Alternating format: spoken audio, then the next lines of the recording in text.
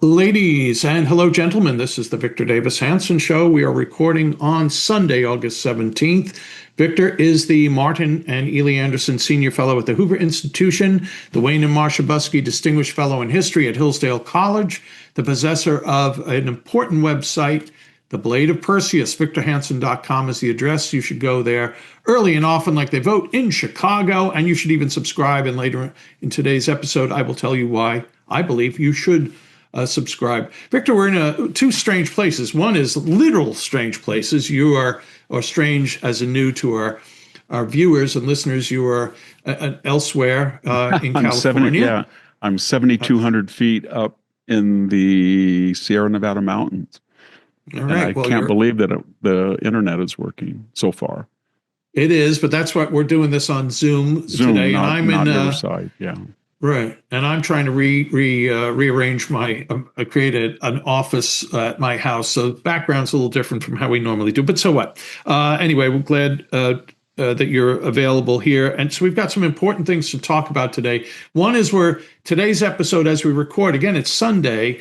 We're going to get Victor's take on what happened with Putin and Trump in Alaska on Friday. We do this knowing that the day after we talk, Monday, which is the day before this episode is up on the air, which is Tuesday, premier or president or what a strong man, I guess we should call him, Zelensky from Ukraine will be meeting with Donald Trump. So that'll put a little different dynamic, obviously, on the peace talks, on the ceasefire talks, on the Ukraine-Russian war. But we're going to get Victor's take, at least on what he thought happened in Alaska when we come back from these important messages. We're back with the Victor Davis Hanson Show. So, Victor, explaining how we're straddling time and space continuums here for your wisdom. But let's get your take on Sunday the 17th. What happened on Friday the 15th? Well, Trump didn't get his ceasefire. They did have a long 3-hour talk. They were supposed to have a Q&A with media. They did not. Each gave a statement. Putin's was 3 or 4 times as long as Trump's, and he went first. And I would characterize it, he gave a long litany of Russia-America cooperation from World War II, 19th century stuff, all irrelevant. And then he mentioned that he didn't want any last-minute shenanigans on his willingness to discuss a peace. It's pretty clear he does not want a ceasefire. He wants a comprehensive settlement. And Donald Trump then said most of the sticking points were resolved, but 2 or 3 major ones were not. He said nice things about Putin. Putin said that he wouldn't have invaded if Trump had not been president. I don't know whether that meant he was admitting that he was afraid of Donald Trump's mercurial response, or he felt that the Russian collusion hoax promulgated by Obama and by Biden had precipitated his invasion. And being that Trump was the victim, not the creator of those anti-Russian hoaxes, maybe he meant that. I don't know. Here's the parameters. I think we all know what they are. Ukraine will not be in NATO. Ukraine will have to have some wherewithal in addition to its present munitions and force to deter Putin.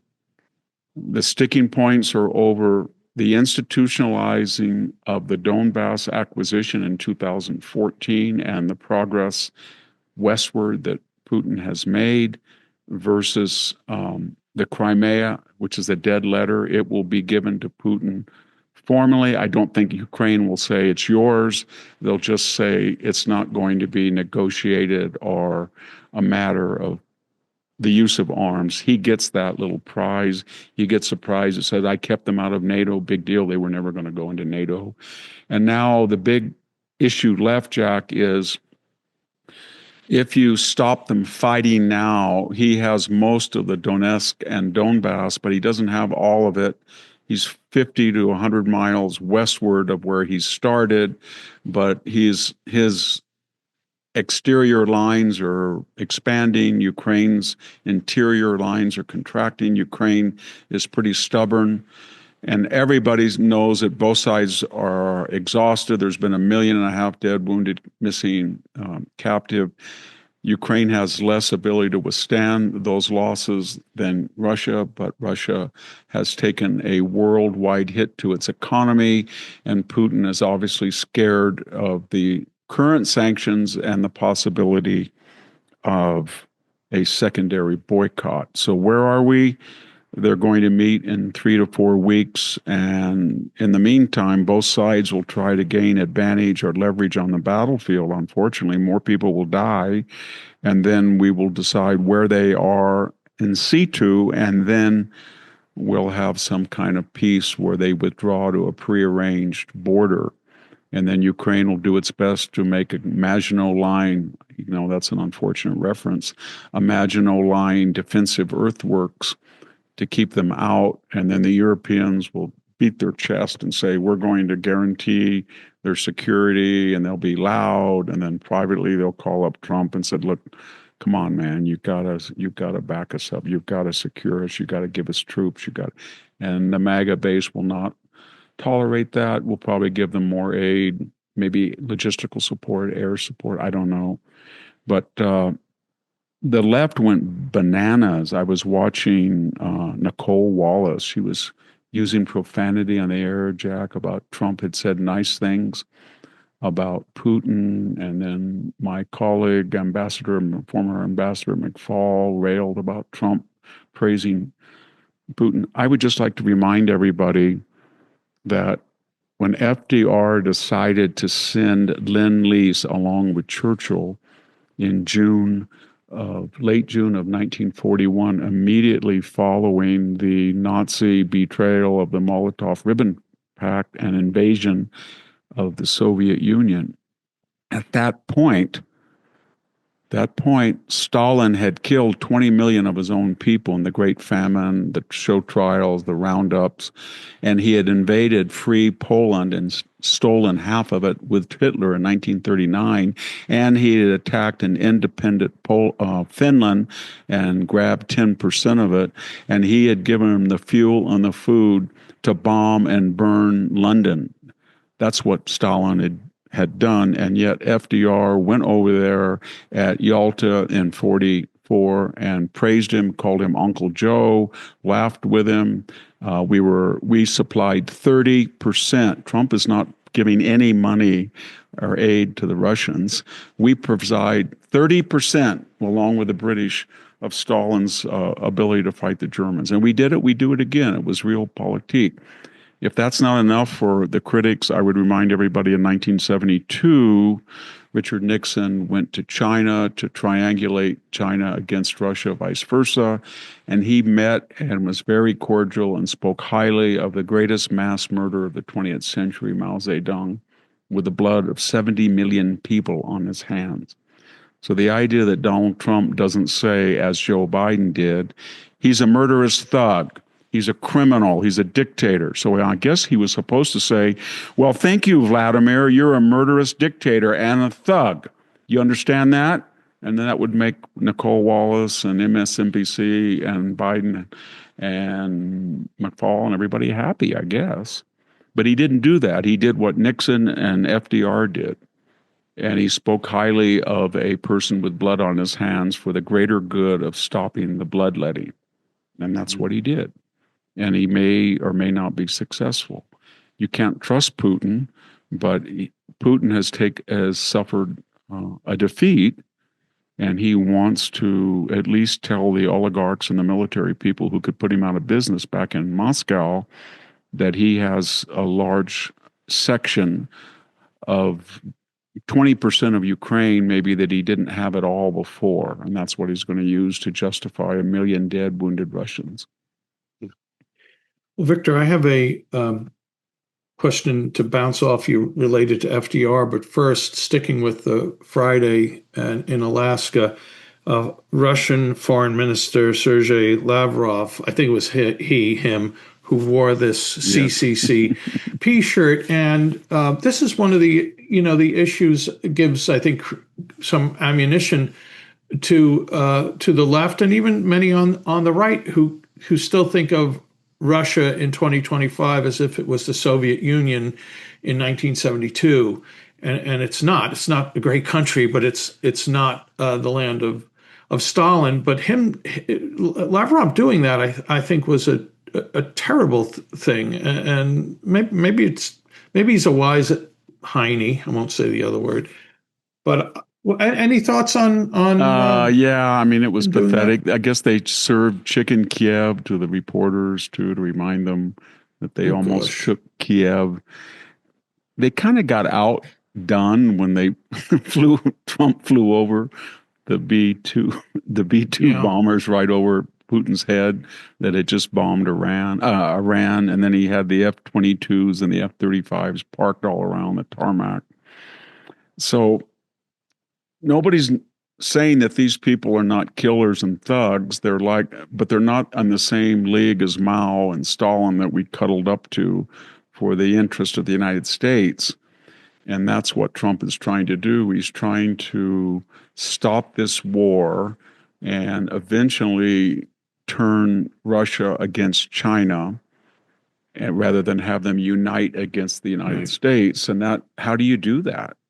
Well, you don't go and call somebody what he is, a murderous thug, which everybody wanted him to do. So he didn't get you. I guess they wanted him to do what Jake Sullivan and Blinken did in Anchorage, just sit there like this. Right. I'm so sorry, Vladimir. Oh, please hit me again. Oh, I'm ashamed. That kind of stuff. I would like to remind her. Right? With the Chinese. His foreign minister. Right. But I would like to remind everybody, when Trump said this was not his doing, everybody thought, well, why is he saying that? Well, he's saying that because he wants to remind everybody that Putin went into Georgia and took Ossetia under George W. Bush in 2008. He took the Crimea and the Donbass in 2014 under Obama. He did it under Bush because Bush was bogged down in Iraq. He did it under Obama because Obama, 2 years earlier, a year and a half earlier, in South Korea and Seoul, had said, tell Vladimir Medvedev, he had said, tell Vladimir if he's flexible, I'll be flexible on missile defense if he gives me space for my last election. Meaning, hey, Vladimir, if you're going to invade Ukraine, don't do it while I'm up for election, and I'll cancel that missile defense. It's so important to Eastern Europe. And they both kept their bargain. And then he invaded under Joe Biden and tried to take Kiev. So he didn't under Donald Trump. It wasn't Donald Trump who pushed the jacuzzi button in 2009 in Geneva. That was Hillary Clinton who said Russian reset. Bush has been too mean to the Russians. We're going to have a reset. It wasn't Trump who invited Russia back into the Middle East after 35 years hiatus. That was John Kerry. Remember him? Oh, we're going to have the Russians help us get rid of WMD from Syria. Remember that, everybody? That was. It wasn't Donald Trump who went over to Ukraine, got in the middle of it, and said, "I want this attorney general fired, or I'm going to use foreign aid as if it's my own personal purse because you're looking at my son." That was the subtext.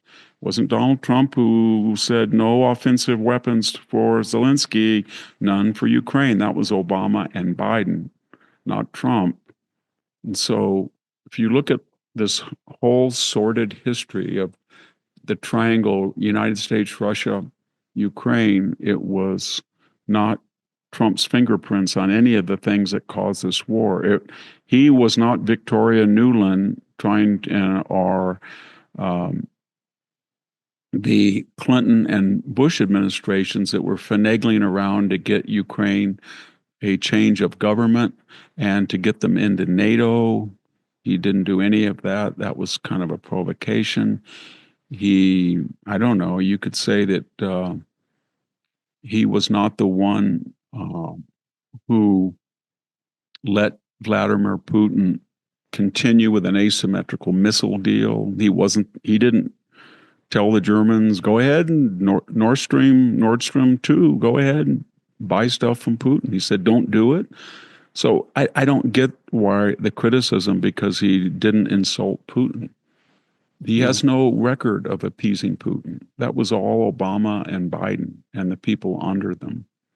And they did the worst of, they did the worst of both things. They tried to appease Putin under reset and flatter him. And then when he saw that magnanimity as weakness to be exploited, then they started lecturing him on democracy. You help these dissidents. You better listen to Garry Kasparov. You better do this. He's not going to do any of that. He's a thug. And so they didn't have the force to back up. So the worst thing you can do is speak shrilly and loudly with a twig. And that's what they did. And it didn't work. And under their regimes, he invaded and took what he has now. And they're never going to get it back. And they can talk all they want about on MSNBC and Clapper, oh, he's a Russian puppet, he's an asset. But none of them have the intelligence or the guts to tell the truth, that they're not going to get back the Crimea, they're not going to get back the Donbass, and they're not going to get him out of Ukraine. They're just not going to do it. I wish they could do it, but they can't. Europe can't do it. Europe can talk all they want about, oh, we don't need the United States. They insulted Zelensky. We're going to do that. They're not going to do anything. Nothing. And they're not going to get the Ukrainians to get an expeditionary army and attack the Russians in their home ground to get them out of Crimea. They're not going to do that. So just be honest. The other thing is, very quickly, I'm very critical of Putin. I wish he had not have gone in there. It was a criminal act. I wish he would get out of Ukraine. I would like Ukraine to get as much territory as it possibly can back. But the borders of Ukraine are not set in stone. And this is it's like the Balkans. It really is. Okay. In 1939, if we said the word Ukraine, it would not be where it is now. About a third to a half of it was Polish. And Stalin invaded. He invaded then Roman Catholic, Polish-speaking, what is now Western Ukraine. And he stole it, along with Hitler. And after the war, when Hitler was defeated, they said to Stalin, get out and give us back Roman-speaking. And he said, there is no more Roman-speaking, Roman Catholic, Polish-speaking Poland. It doesn't exist. It's now Soviet Ukraine.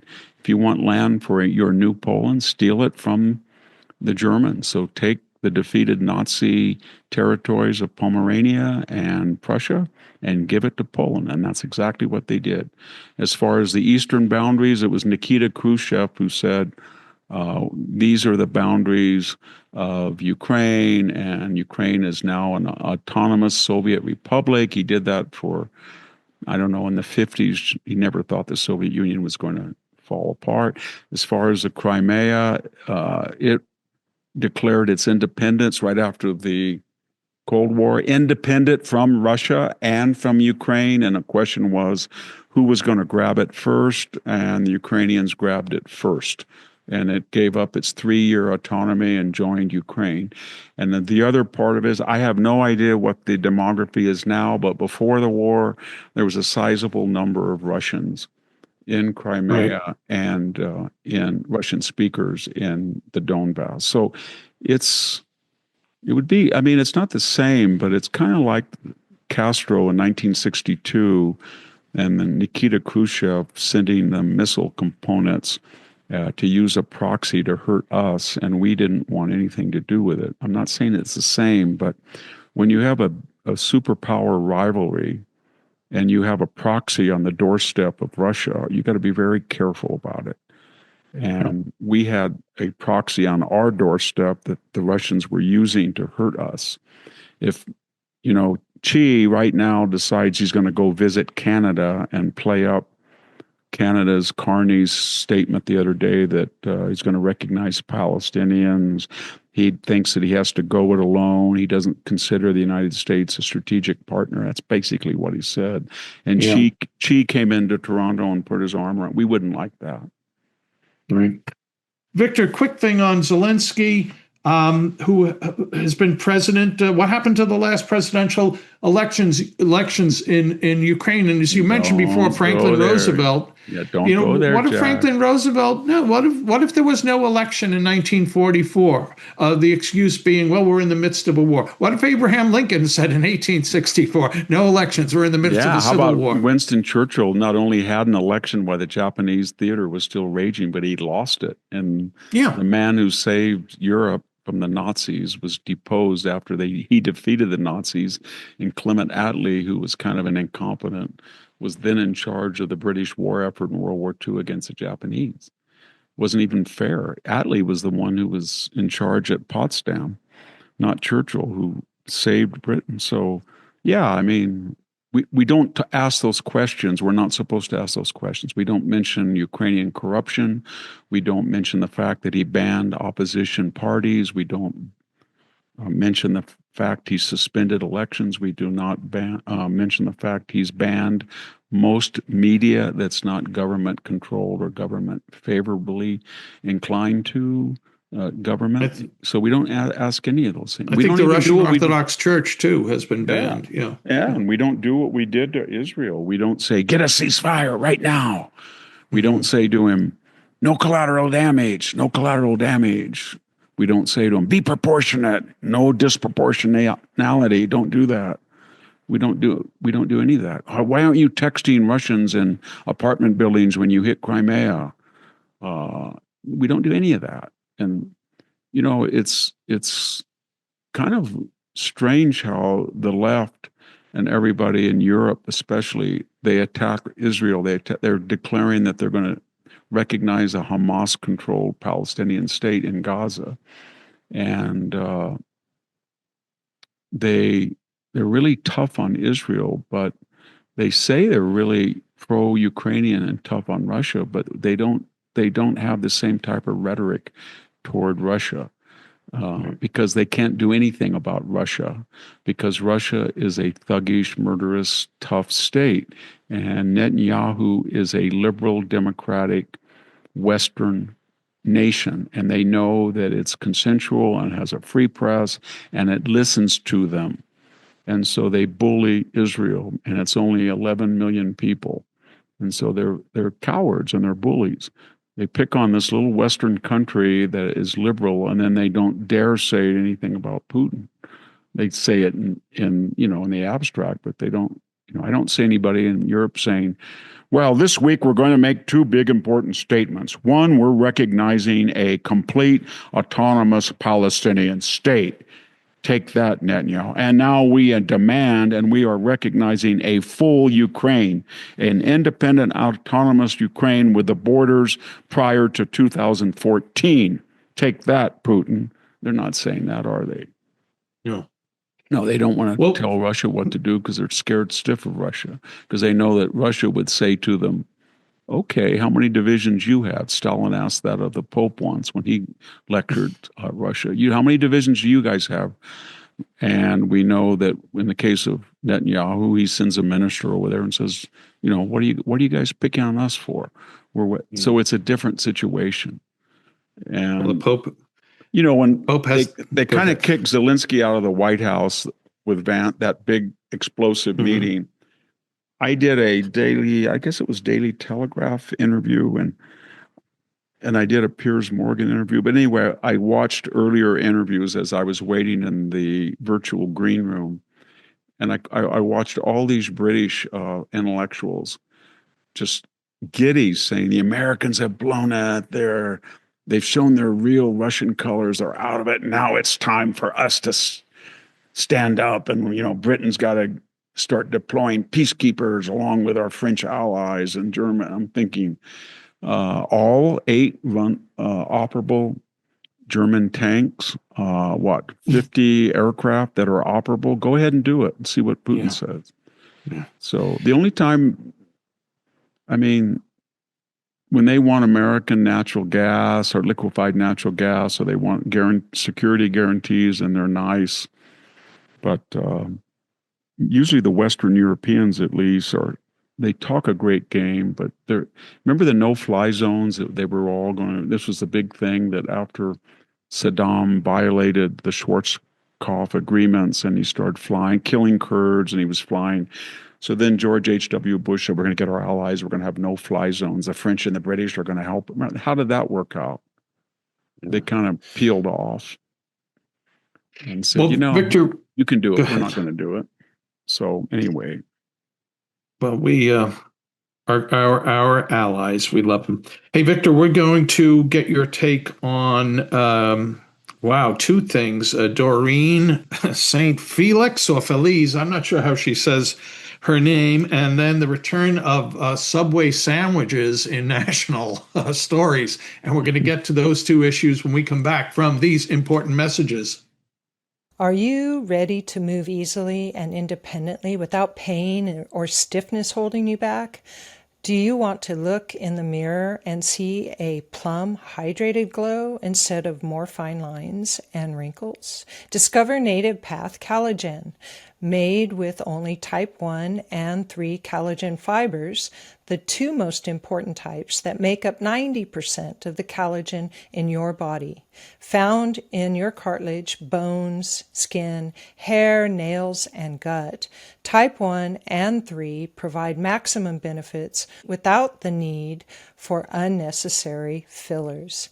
Native Path Collagen is a single ingredient formula with no fillers, additives, or artificial sweeteners. Plus, it's third-party tested for heavy metals, ensuring purity and safety. Completely flavorless, Native Path Collagen can be added to anything. Coffee, smoothies, oatmeal, you name it.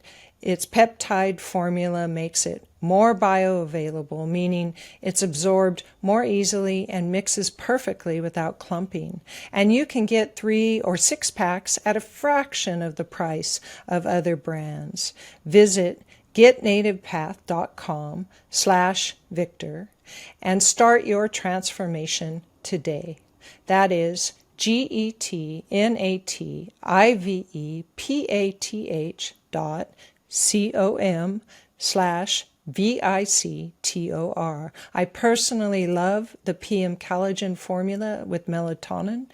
It's given me many nights of great sleep, and the electrolyte drink mix for my water at workouts. They are my friends, and I'm sure they will be yours. We are back with the Victor Davis Hanson Show, recording on Sunday, August 17th. This particular episode is up on August 19th. Victor's website, The Blade of Perseus, it commands your subscription. Why? Because every week, in addition to all the tremendous amount of free material you will find there, links to Victor's writings, to these podcasts, the archives of them, Victor's other appearances, his books, etc., Victor writes 2 exclusive pieces for The Blade of Perseus and 1 exclusive video. And to read them, to see it, you need to subscribe. It's $65 a year. That's discounted from the monthly charge of $650. Go to victorhanson.com and sign up, and you will be glad you did, and you will be sad you had not done so already. Now, by the way, Victor, before we get to Doreen St. Felix, the catch, it's interesting you talked about the British journalist, the BBC journalist, Gleeful, and I couldn't unlock it yesterday because I don't have a subscription to the Daily Mail, but there was a headline about Boris Johnson attacking Trump and saying he was like Trump's stand or his actions in Alaska were vomit-inducing. And what is it about these guys that just take, I don't mind if they do it. I don't mind if they do it. So they're basically saying here and in Europe, you've got to be tough with Putin, you've got to insult him, you've got to get angry. Okay, fine. Then what? Then he storms out, and you're going to do what exactly? I can tell you what you're going to do. You're going to get your 8 Leopard tanks and your Belgian 2 fighter planes, and you're going to get everybody to drop their cappuccino cups in Florence. and, fly over there, and then you're going to do what exactly? You're going to force Putin to get out of Ukraine? I don't think so. The only person that can force him to do anything is the United States. And the only thing that we can do short of force is something that Biden didn't even dare nor Obama think of. And that's a secondary boycott. And that is a tough measure. If you say to the Indians and the Chinese, which are basically, if you think about it, 45% of the population of the world, and you say to them, we're not going to buy one thing from you, and you're not buying one thing from us because you buy Russian oil. That is going to really hurt the world economy and us. And maybe it's necessary, but that is the only person that can do that is Donald Trump. And he said he would do it. And that's tougher than anything that anybody had envisioned, including the Europeans. So Boris Johnson can say all he wants, but if I were Boris Johnson, I would be worried about the British government locking up people for saying things like illegal immigration is a cancer on our society, right, or having Pakistani rape gangs molest girls with virtual impunity because they're supposedly a politically correct group. Or I would ask them exactly how you're going to defend yourself if you alienate the United States. That's all I would say. Yeah. And I'm going to forget some small questions. Yeah. Yeah. I mean, they don't understand the American mindset, They really don't. I was just thinking in my own family. My grandfather was 27 years old. He was on a little 40-acre, and they said, you know what? The French and the Germans, the French and the British have lost over 2 million casualties. They can't keep the Germans. Hey, Mr. Hanson, you're going to go all the way up to Washington and train, and then we're going to put you on a ship, and you're going to go over there and you're going to fight to save the French and the British. Okay. And then you're going to come back 2.5 years later with half your lungs and be disabled the rest of your life. And then your son, 23 years later, is going to drop his studies, and he's going to go over with your other grandson, with your nephew, and they're going to go over there, and one of them's going to die on Okinawa to stop the Japanese, and the other one is going to fly 40 missions. And these are all these wars that we're in America going to get involved in. And then we're going to send another generation during the Cold War in places like Korea and Vietnam to stop the Soviets from what? They're overrunning Europe, essentially. And then we're going to hear that we are appeasing them. I think everybody's tired of that. And I'm not saying I'm an isolationist. I'm just saying that the only way to get Putin to stop the killing is for Donald Trump to pressure him. And he would like to turn China against him and him against China. And he would like to threaten him with a secondary boycott. And he would like, first of all, to give him one last chance to have a DMZ ceasefire leading to a peace. And to get that, you do what FDR did. You don't ruin the Stalin relationship when you're in the middle of a war, or you do, basically what Richard Nixon did. He flew to China. Mao did not fly to the United States. He flew to China, and he tried to persuade him maliciously and compliment him. And he and Stalin made Putin look like an amateur as far as the body count. Absolutely. Well, Victor, we have a story about race and journalism, and I just want to put a little background. We remember that the great outrage and the controversy, the uproar when the New York Times wanted to publish and did publish, I put wanted in quotes, Tom Cotton's op-ed a few years ago, how berserk the media went. Now, few years later, here's the headline: New Yorkers, Doreen St. Felix deletes X account after racist tweets resurfaced. Doreen St. Felix, a staff writer at the far-left New Yorker, deleted her X account this week after a countless number of racist tweets were uncovered. I'm reading a piece from Breitbart here. St. Felix, who is been with the New Yorker since 2017, has not commented on her objectively racist views that not only denigrate an entire race of people based on their skin color, only on their skin color, but put forth an equally grotesque opinion of her own ethnicity awards her and those who look like her a racial supremacy. What's most revealing this time about the state of our wretched legacy media is that just a year or so after St. Felix openly expressed these racist and supremacist views, she was hired by the New Yorker and even earned a place on Forbes 30 under 30 list. And here's just one tweet that she put, and this was in April of 2015. TBH, to be honest, whiteness fills me with a lot of hate. Can't really be a prude about it anymore. I'm often angry and hateful about it. And Victor, I think that was one of the nicer tweets that this. Oh, that was one of the nicer ones. Did she say something like she didn't ever want to have a baby that was half white? Right. Yeah. I don't know. We talked earlier, and I had done a Daily Signal video about President Wood at Sacramento State University, who said, he got very angry. We mentioned on this broadcast as well that he said, quote, I want to eliminate whiteness. He said, well, I said it in 2017 when I was a professor, not a president. We never said you said it as president. We said you as president have said that.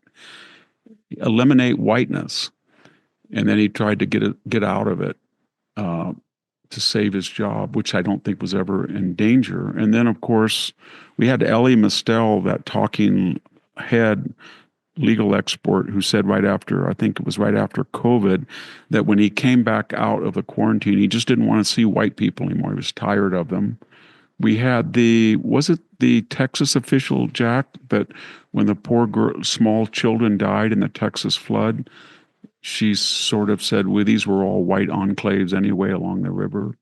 Right. Then we had the city councilwoman in Cincinnati that said that the white people that were on the ground and being kicked to death almost deserved the beat down. She said that. And then we had Al Sharpton weighing in, as he always does, on the federalization of the Washington police force. This is the architect of the Tawana Brawley race hoax. He was the one that told, when after a Jewish person was killed, get on your yarmulkes and come over here if you want to fight. So it's an old idea, but what's weird about it today is, in a period where, if you look at per capita income of black women, for example, in the workforce, it's almost comparable to white women or white male. I think it's the same as white males. If you look at ethnic groups by per capita income, I think so-called whites are 8th or 9th, well behind Indians, Japanese Americans, Chinese Americans, etc., Arab Americans. And so to see in this post-DEI, post-affirmative action world, not just racial slurs, but just pure expression of racial hatred coming from people who are all privileged. How much more privileged can you be to be a writer at the New Yorker? Or how much more privileged can you be to be the president of Sacramento State? And yet, or a professor at UC San Diego in his earlier incarnation. So it's almost as if, we had that Ta-Nehisi Coates, and you have to be racist to be anti-racist. And he was the one that talked about the talk he gave. It's weird that we created through these set-aside programs this whole professional class of elites, and everybody thought they were going to emulate Martin Luther King and his movement at a time when they were very oppressed economically, racially, socially, culturally, legally. And yet when those oppressions had ended, you would think the beneficiaries of the civil rights movement would be, I don't know, they would be magnanimous, they would be friendly, they would think that race is incidental. No, they not only showcased their race, but they did it in a way that was hateful and racist against so-called white people. They do it because right after George Floyd, you remember the dinners where white women would pay black women to host them at dinner, and then they would sit around the table while they were called all these names, and then they would kind of shake. It was almost like Orwell's 1982 minutes of screaming or torture. It it's a symptom that the black left-wing elite thinks that the so-called white population is all like the MSNBC, Rachel Maddow, or the women on The View elites, and they're not. So the people in East Palestine, Ohio, or Bakersfield, California, are not guilty of anything, and they don't feel they're guilty of anything. They just want to live and let live. And they probably have a lot more non-white friends than the people in the white elite that love to be attacked and humiliated, or don't complain or object when they are attacked or humiliated. And so it's going to continue until somebody holds these people accountable. If that woman was fired, but don't hold your breath. Remember Joy Reid, who spouts that anti-white racism and hatred, and it was exposed to her from her that her website or social media account. Remember, she went after the Florida governor Charlie Crist, said he was gay and that was creepy and all this homophobic, and yet. What did the establishment do when she said a flat out lie? Somebody hacked my social media, and then there was an investigation that proved false. Did they say that you just compounded your racism with a flat out lie? They no more did that than they did it to Jussie Smollett. The moment they hear about Jussie Smollett, Kamala Harris said, "This is horrible. It's a modern lynching. This is," and then Nancy Pelosi. Then when you had the evidence of the attackers, quote unquote, of Jussie Smollett buying the bleach, the hats, everything on tape, and you had the canceled checks that he paid them to do it, and then the story was impossible unless you believe he violated the laws of chemistry and the bleach wouldn't freeze in subarctic temperatures. He still didn't apologize, and nobody held him to account. And the only reason he was even given a slight slap on the wrist is that somebody intervened from the state and appointed a real prosecutor rather than the joke prosecutor and racist prosecutor in Cook County. So I just don't think it's sustainable. I really don't, in a multiracial society. We talked about that with the Sac State president. You can't just say these things again and again and again at a time when anybody else who said them would be career finished. You'd be all done with. And I remember, Victor, watching flicking the channels, and the Baltimore riots were happening because that guy died in the back of the van or whatever. Yeah, I remember that. And somehow or other, this was my fault and was your fault and was the fault of a truck driver from Arkansas, et cetera, because of who we are. And not to create a prototype. I work hard, go to work every day. I'm active in my community. I'm charitable, and I come home and I turn on the TV, and the media is saying I'm a racist and I'm to blame for this event here. I'm to blame for Michael Brown. Michael Brown. Remember the CNN host walked out, hands up, don't shoot. That was a complete lie. Even everybody said it was a complete lie. There was no evidence. Even the eyewitnesses said that he didn't say that. So they just promulgated that. Just like it just gets to a point where enough of this. Yeah, everybody's sick of the Duke Lacrosse. They're sick of the Covington kids. They're sick of George Zimmerman. And he was the white Hispanic, a new category, the New York Times. So it would not be brown on black violence. It had to be white violence. They were sick of, remember Henry Louis Gates and his little shackles he gave, because he locked himself out of his house and somebody didn't know who he was, and all of a sudden that was a civil rights that led to the beer summit, all of this stuff. And it's all promulgated on the idea that a generation this is 1964, 65 Civil Rights Act. So you're talking about 60 years. So 3 generations beyond that, Right. a young kid who's 18, until the Supreme Court ruling is enforced, I'm not sure it's enforced, will not get into university because of his skin. And then we had, as a corollary story, Pete Buttigieg, Sean Duffy pointed out that when he inherited the Department of Transportation, he found that Buttigieg had lowered the standards for air traffic controllers. So from, what was considered well qualified or qualified, it went down by 5 or 6 points or 10 points on the test. So basically he was saying to reduce the number of meritocratic white male air traffic controllers, I'm going to take a gamble and risk everybody's collective safety by allowing people who are not as qualified as exemplified by a test, an empirical test. Right. We're not going to go by the test results. We're going to go by the color of a person's skin. Yeah. And you know what? The likelihood is you guys in that plane will never know who's in the control tower, and you probably won't get a crash because there's computer guided avionics, so it's no big thing. But I'm going to take you're a lab rat, and I'm going to experiment on you, not me. I fly private as a Department of Transportation official. That was basically his attitude. Yeah, Victor, can I add to that there was an exponential effect of that after all that lowering the test, then those who passed the test, there was a much higher washout rate of 30%.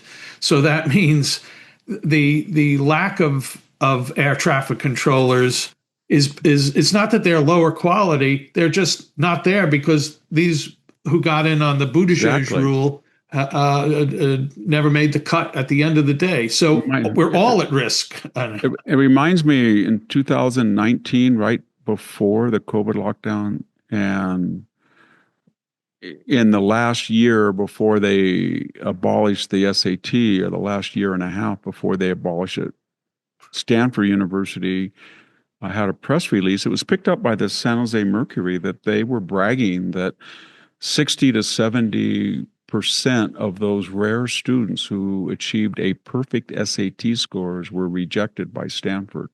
And that was released by the university to show that they were not going to be bound by silly standards of merit on disinterested tests. That was supposed to show that they were fully committed to diversity, equity, inclusion. All it did was just give the ammunition to the 2023 Supreme Court ruling that they were racist, and they were using race to not merit to admit people. And they finally got down, I think, until the new president, to 9% of their entering class were white males. That was what they wanted. Well, Victor, you mentioned Jussie. I love how you say his name. Jussie Smollett reminds us of Subway. No, Juicy, the juicy part. Victor, to torture those who listen even more, the sound of my voice, I want to read this quickly. Headline, dramatic video shows feds rearresting Subway sandwich slinger after he pelted officer with hero in D.C. The Justice Department worker accused of throwing a Subway sandwich at a federal agent was rearrested by an armed team of at least a half dozen U.S. Marshals in a dramatic Wednesday night raid, new video show. Sean Charles Dunn, 37, was cuffed a second time inside his apartment about a mile northwest of the White House after being slapped with a felony assault charge. Footage of the raid was posted by the White House on X Thursday evening with the caption, quote, "Nighttime routine, Operation Make DC Safe Again edition." Well, Victor, I just love the fact that the Subway sandwich, which was a tool, a weapon in the Jussie Smollett alleged abduction beatdown, was here used in a federal crime. Anyway, he's a DOJ worker, and what do you think, Victor? He gets what's coming to him? Yeah, he did. I think any of us who were pulled over by an officer, especially a federal officer, if we touched him that's an assault on, and we'd never do that. But what they're trying to do is restore deterrence because, as you know, with the ICE federal officers, Congress women and men go up and push them. They spit at them. People get away with everything. They throw stuff at them and nothing happens to them. And then people get hurt. And some of them have been attacked and shot. So what they're trying to say is if you're if you're especially an upper middle class person and you think that because of your status, you're going to be able to just throw a sandwich in somebody's face and hit them with it, you're not going to be able to get away with it. I will say that I was surprised in the Jussie Smollett because he said that he went out for a Subway sandwich break at 1 or 2 in the morning. He got his sandwich and then he deftly held it with one hand. Why?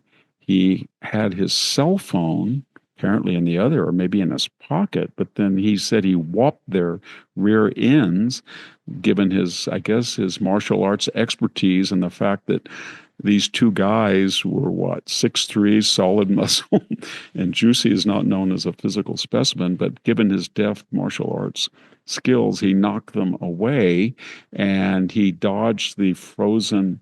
Oh, no, it didn't freeze because the laws of chemistry didn't apply at 20 below zero when he threw the bleach on them because they were trying to bleach him and make him white.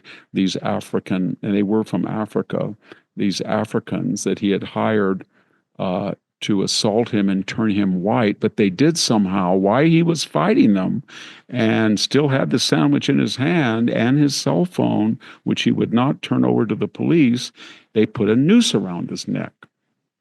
And I don't know how they did that. And then when they were shown in a hardware store buying rope and bleach and red caps to besmirch MAGA people, and they had a canceled check from Jussie, and they testified that he had scouted out the scene and went through the theatrics of what would happen. Anybody who believed the truth was considered a racist. Yeah. So wow. I don't think, I'm getting pessimistic about all of this stuff. Right. And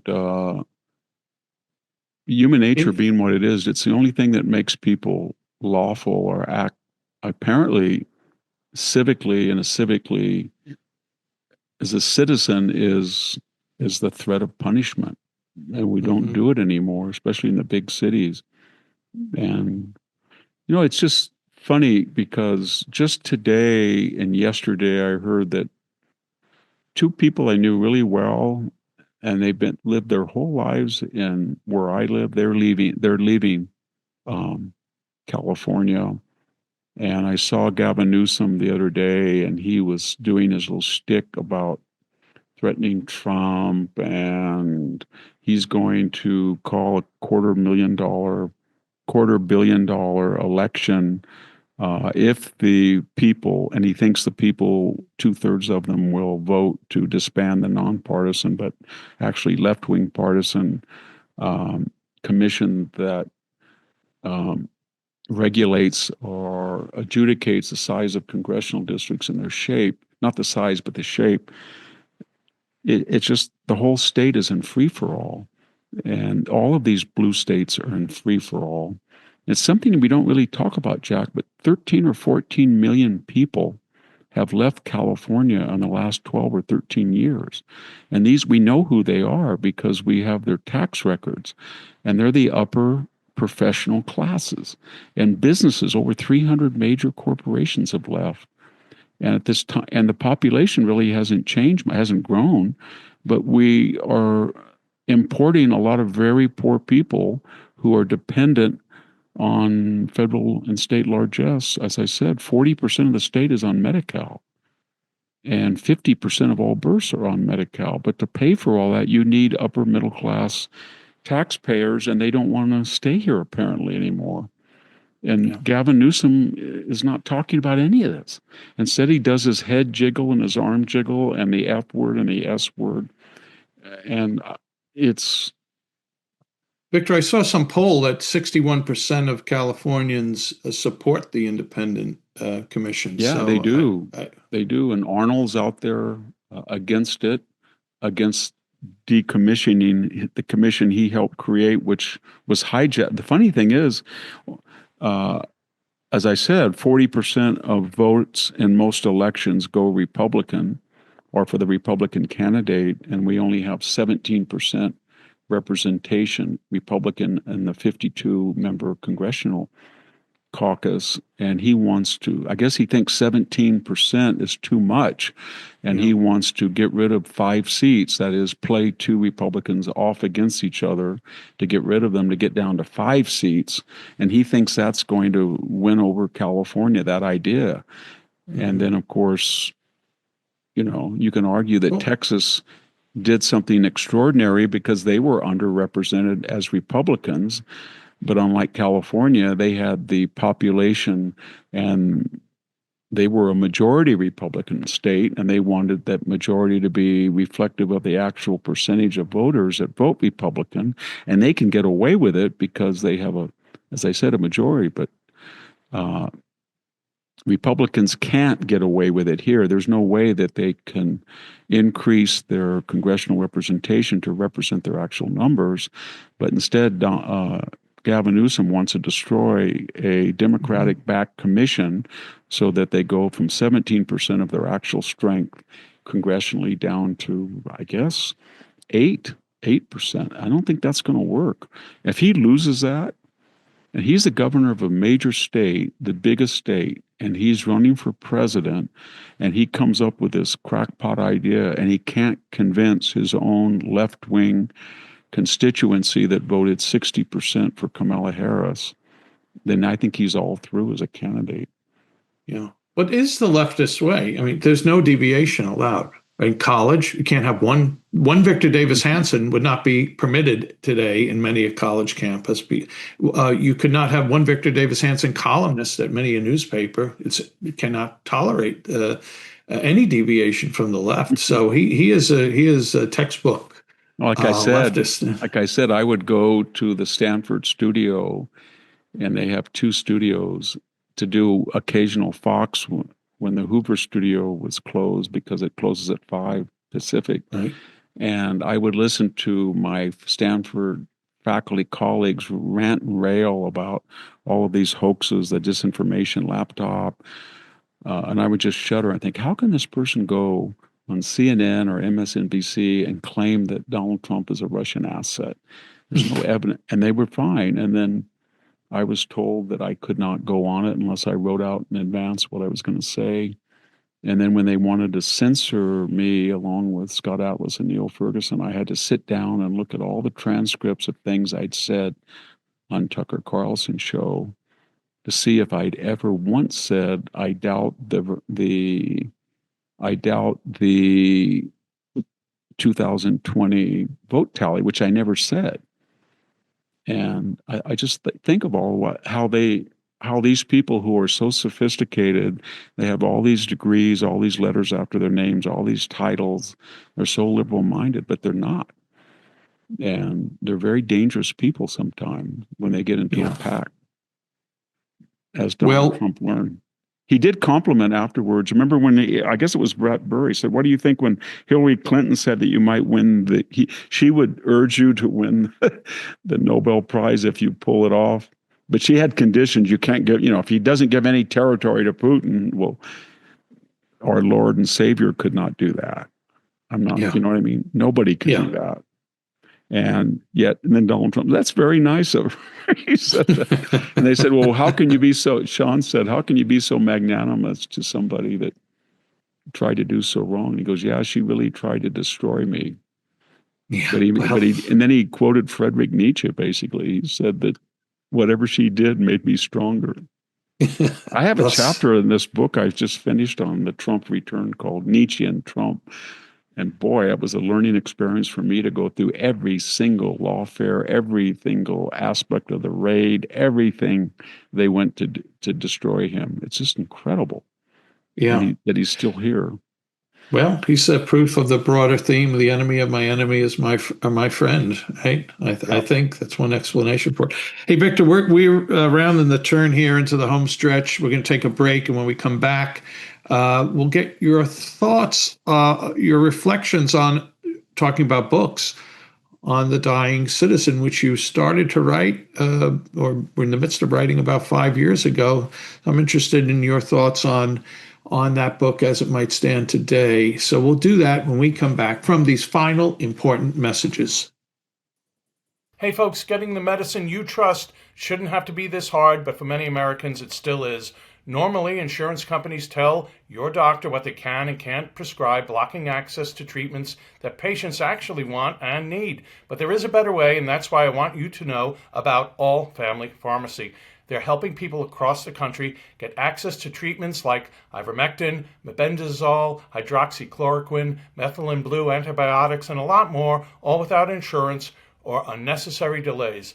They've recently lowered their prices to make it even easier and more affordable for families to stock up and stay prepared. The process is simple. Fill out a short form online, a licensed doctor reviews your request, and your medications ship fast to your door in just a few days. If you believe in medical freedom and taking charge of your own health, this is the pharmacy for you. Check them out. Get what you need to protect your family. Go to allfamilypharmacy.com/Victor and use the code VICTOR10 to save 10%.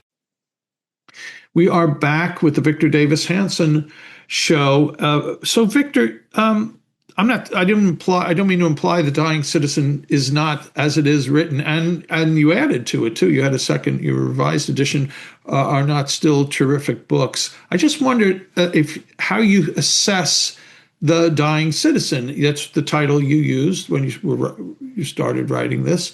Is the citizen still dying? Is he in better shape, worse shape, still in the ICU? If we can use these analogies, what's your take on that? Well, most of the initiatives of the new administration is to, I think, save citizenship. But in that book, I said there were 6 areas that were killing citizenship. 3 were pre-modern, 3 were postmodern. So one of them was we conflated residency with citizenship, i.e. when you have an open, but gosh, I was writing that in 19 or 20? Like 2019, 2020? Yeah, and I had no idea that Joe Biden would let in 10,000 people a day. Yeah. And 12 million would come in and are still here for the most part, maybe 10 million. Plus 20 million others. And I would come home from Israel last year and see a person taken into a room who didn't have his passport when I had seen on the news that day 10,000 people crossing the border without a passport. So I think that was prescient. And then I also said that we were becoming peasants. The middle class was losing their earning power. And it sure did under Joe Biden with a 30% inflation of staple goods over 4 years and the inability to buy houses and the high interest. I also said third that not only were citizens becoming peasants and had very little differences than residents, but when you looked at what a citizen could do and what a resident can do, there was almost no difference. The only thing I said in the book was that a resident couldn't run for office and hold office, and a citizen could. Otherwise, they could go back across the border, they could serve in the military, they can get welfare, they can serve in a campaign, which is against the law, but which Christopher Steele obviously had influence. But I see now that there's people who want to run for office, and they're considering it in liberal enclaves that are not U.S. citizens. They're here either as green card holders or illegal aliens. And I think they can run for office in some school board elections as well as vote. So, and then I said there were postmodern challenges that the evolutionaries wanted to pack the court. That came up again. During Biden, they wanted to get rid of the filibuster. That came up again. They wanted to get rid of the Electoral College. Somebody just yesterday said that on the Democratic side again.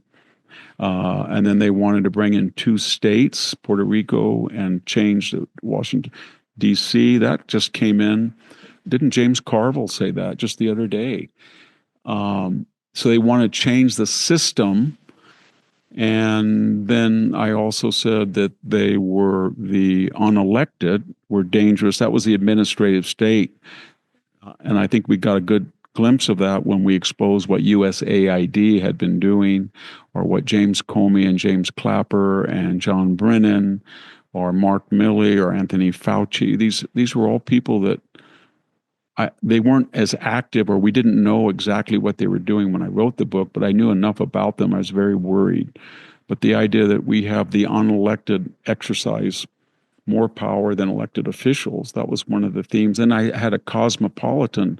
The last chapter said that we are surrendering our sovereignty as citizens to the International Criminal Court, the UN Commission on Human Rights, the Paris Climate Accords, things like NAFTA. Davos. Davos, et cetera. And that, I think, only got worse. And Trump has reversed some of this, but it's only, we'll see, it's only 8 months. And so I think a lot of it was a worry that things are getting worse, but I had no idea that as I was writing it, Biden would, within a year, be president, and as a waxen effigy, be controlled by these hard leftists that would try to diminish citizenship. And then I didn't realize they would be open about it. They don't believe in citizenship. They really do believe illegal aliens should be exactly the same as citizens. There's no doubt about it. I thought democracy died in darkness, not in plain sight. But democracy dies in darkness. The left keeps talking about redistricting congressional districts to reflect the actual proportion of political sympathies in the state is killing democracy. And these are the people who raided Mar-a-Lago. They tried to get him off the ballot in 25 states. They indicted him for 93 counts, all of them bogus, coordinated by the White House. They impeached him twice. They tried to try him as a private citizen, which we'd never have done before. They sure gave Trump a lot of precedence, you know what I mean? If he wants to conduct a Wyatt Earp revenge tour, all he can say is, well, I think I'm going to call in. Let me see, it's November 18th. Let's get Pam Bondi to get her third highest ranking person and send him into, I don't know, Utah, Wyoming, or Montana to indict Gavin Newsom, likely candidate, or go after the Biden family. Or, well, you know what? I don't think that Biden really turned back all of his files. Let's raid his home with a SWAT team. Or let's make sure that, I don't know, Josh Shapiro is not going to be on the ballot in 25 states. Or maybe one of the Bidens took a loan out and he didn't give the accurate assessment of his collateral, even though the bank had no problems when he paid it back. Let's go after him. Let's go after everybody in the United States after they lost a close election, called the election official and said, come on, man, I know there's votes out there you didn't count. Let's indict them for that. Yeah. Maybe we should put together a conservative celebrity video, Victor, on pressing the left. Hey, we are crossing the finish line here. So there are other topics we could have gotten to, but we will get to when we record again. I appreciate, Victor, all the wisdom you shared. I want to thank folks who take the time. 7,200 feet, our little signal went out over the Sierra Nevada mountain. Yeah, it's amazing, the technology. I'm still a pencil and eraser guy, but we have so many new viewers through YouTube, Rumble, and listeners to the podcast. And thanks all. Many people now, hundreds a week, are leaving comments. And the great Sammy Wink and I try to go through them. I want to read two. One is from Robert Gundlaw 4341, who writes, so thankful for the dedication of Victor, one of very few people who expand my knowledge almost every time I listen to him. Used to pick up produce all over the Central Valley in my truck driver days, so I have an idealized vision of him out there on his farm, contrasted with Stanford. Talk about contrast. Amen, That's a big brother. contrast. I confess to that contrast. Yeah. Yeah. And then another one from when we talked last time, and I mentioned a movie you were talking about when you were in high school and running some student elections there. And it reminded me of this great movie, Napoleon Dynamite. And Summer Lake Photog 8239 wrote, great show. Vote for Pedro. VDH should watch Napoleon Dynamite I need to. and do a segment on confess it. Oh, yeah. Southern Idaho is like the Central Valley in the 70s. It's a great movie. It's a silly movie, but just really genuinely funny. And I want to thank people who write to me, email me at regarding Civil Thoughts. That's the free weekly email newsletter I write for the Center for Civil Society, where we are trying to strengthen civil society. It comes out every Friday. Go to civilthoughts.com, sign up, and what you'll get is my 14 recommended readings of great articles I've come across the previous week, and I think you'll enjoy it. It's free. We're not selling your name, and give it a shot. Again, Victor's website is The Blade of Perseus, victorhanson.com. If you're on Facebook, the Victor Davis Hanson fan club is a great group of friends, so check that out. Victor's got his own page on Facebook, VDH's Morning Cup, and if you're on X, his handle is at VD Hanson. Victor, you've been terrific. Thank you very much for everything, all the wisdom you shared. Thanks, folks, for watching and listening. We'll be back soon with another episode of the Victor Davis Hanson Show. Bye-bye. Thank you, everybody, for hearing us and viewing us, and we'll get back very shortly to you all. Thanks again.